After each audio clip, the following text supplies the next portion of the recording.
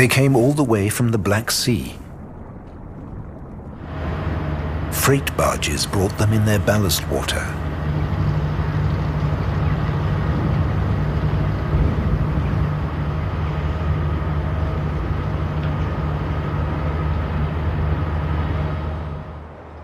Gabčíkovo's water management project has completely transformed the Danube. It runs in an unnaturally straight line for 60 kilometers towards Hungary.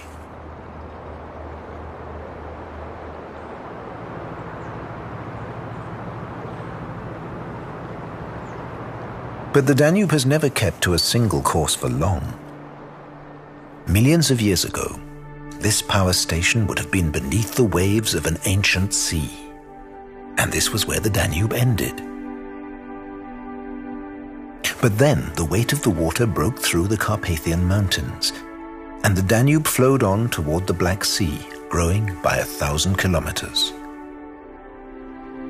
Now one important tributary remains, the Tisza.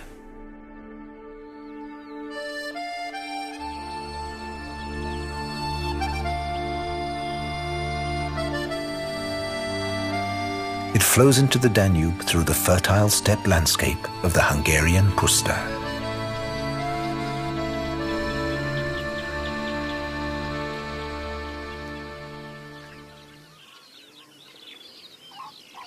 But in April, the Puszta's boundless meadows belong to strange birds.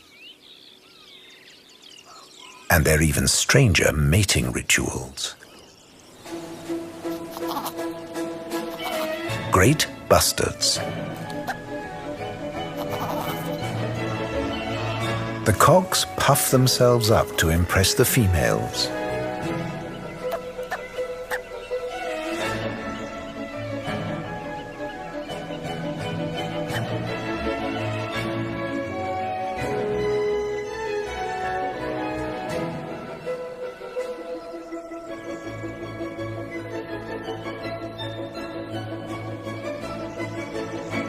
The males can weigh more than 18 kilos. They're the heaviest flying birds in the world.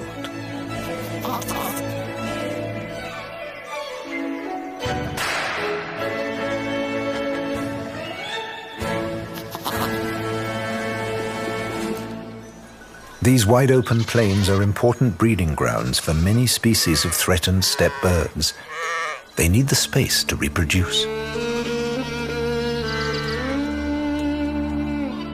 Here, where the Tisza and Danube cross the Hungarian plains, millions of migratory birds take a break on their way to Africa.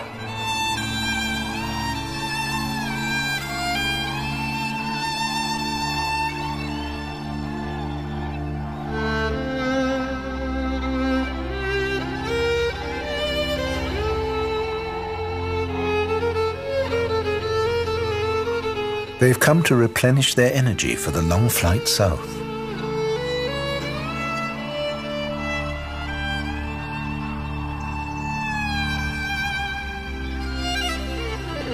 They'll find enough food, grain and insects on the harvested fields.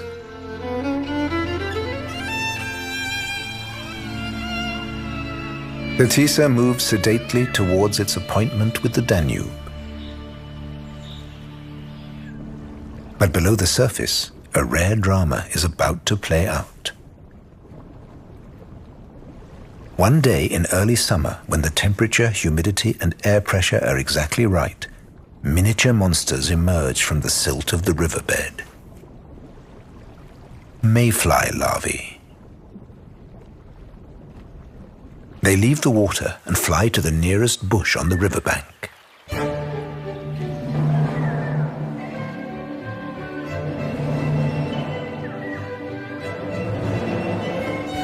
Here they shed their skins and turn into adult insects.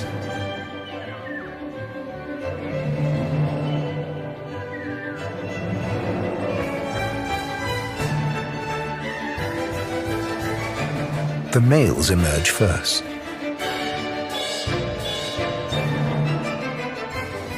Skimming over the surface, they search frantically for females.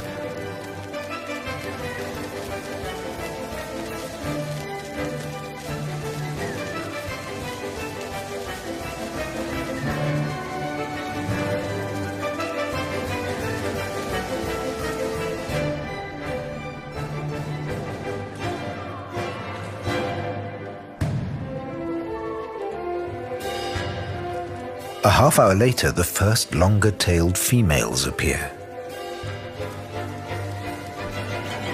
And as soon as they arrive, the males pounce, forming knots on the water as they mate in their masses. Their pleasure is short-lived. As soon as they've mated, the males die, floating downstream in their thousands. The fertilized females form thick clouds over the water as they beat their way upstream to lay their eggs.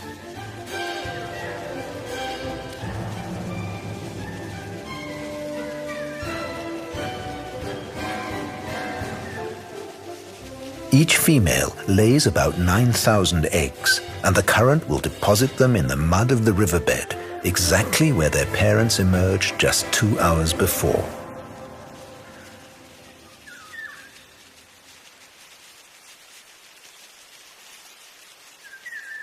There the eggs will hatch, and the larvae will wait for years until their time comes. Just after sunset, the spectacle is over. Not a single mayfly will survive till morning.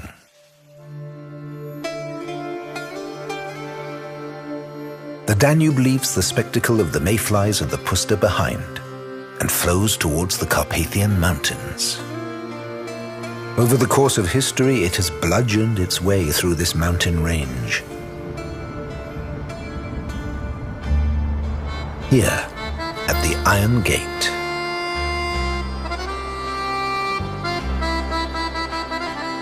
The Danube is squeezed between Europe's highest ravines. The cliffs rear 300 meters out of the water. The river is just 150 meters wide and 90 meters deep.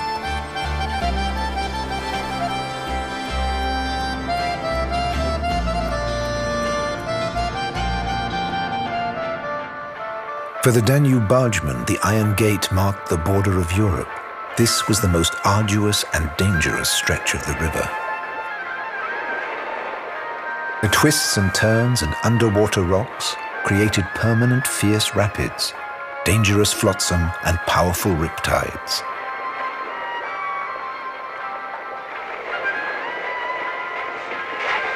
There were even points where steamboats had to be helped upstream by trains.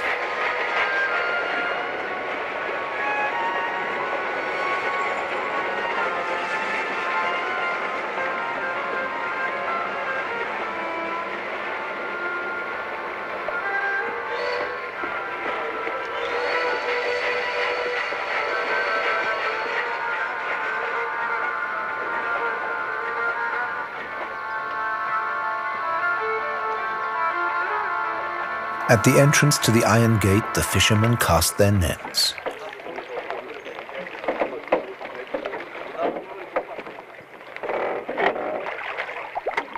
They mostly caught small fry, but then, as now, they were hoping to hook the most valuable fish in the world. The beluga sturgeon can reach a length of 8 meters.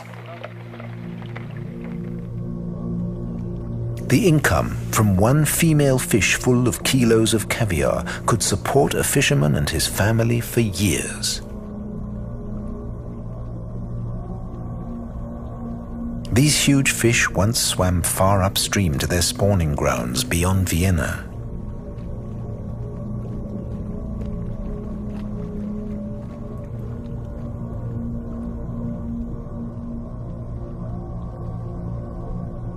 Today, this giant's journey ends here.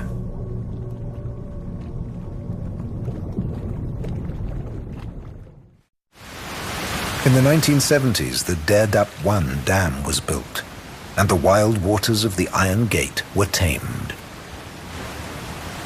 But it's a barrier the sturgeon can't pass, and if these giants, which live up to 100 years, aren't able to reach their spawning grounds, then the species may be heading for extinction. But the dam is important, for it provides almost the entire electricity supply to 2 countries, Romania and Serbia. 17,000 people were rehoused as the raging cataracts were transformed into a 150-kilometer-long lake.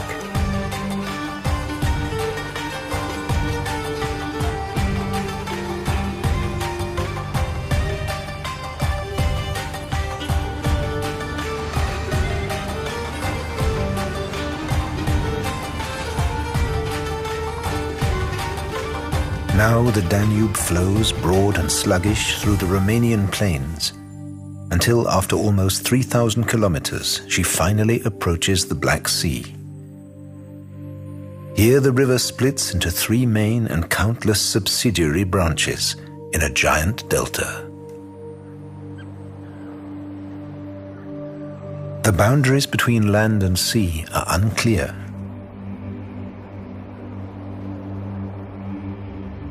At the coast, all is ambiguous, and the embankments are needed to guide the ships into the navigable channels.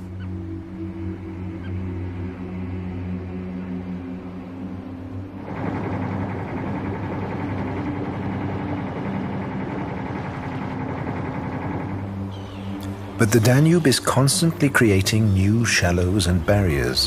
Where a few years ago there was sea, today there is a chain of sandbanks.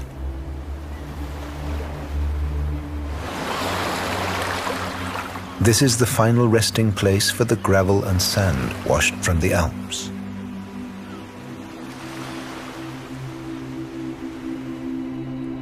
For the birds, this new territory is a paradise that is immediately occupied.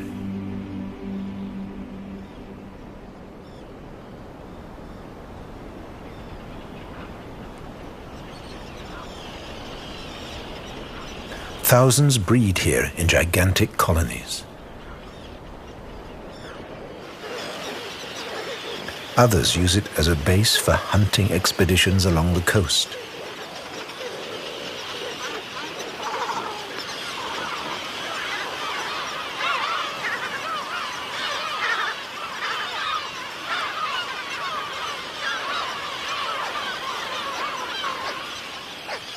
Waders probe the mud for worms and other small creatures.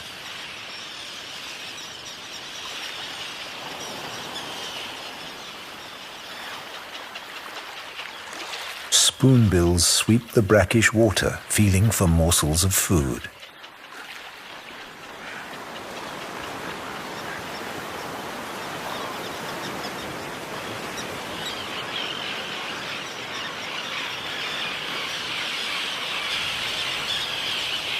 Thousands of terns breed in crowded colonies.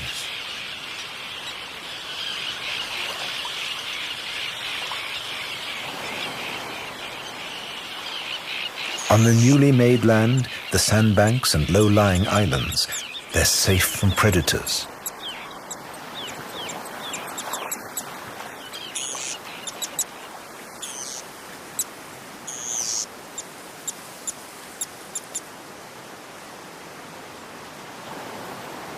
With no foxes to worry about, they can lay their eggs on the ground.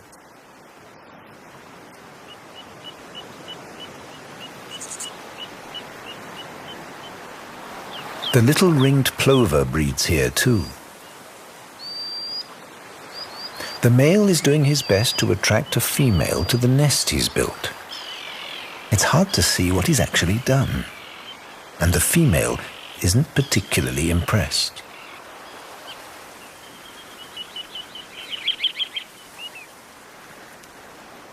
But he won't give up that easily.